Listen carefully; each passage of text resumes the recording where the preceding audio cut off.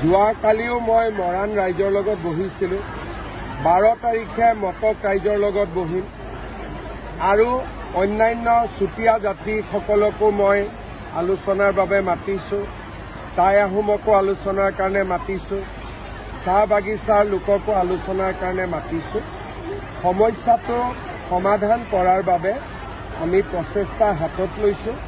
25 নৱেম্বৰ তাৰিখে মন্ত্ৰীসভা গোটৰ প্ৰতিবেদন আমি বিধানসভাত প্ৰস্তুত কৰিম।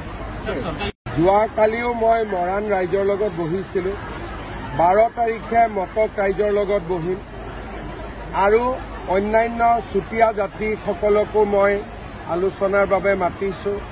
টাই আহোমকো আলোচনাৰ কাৰণে মাতিছোঁ। চাহ বাগিচাৰ লোককো আলোচনাৰ কাৰণে মাতিছোঁ।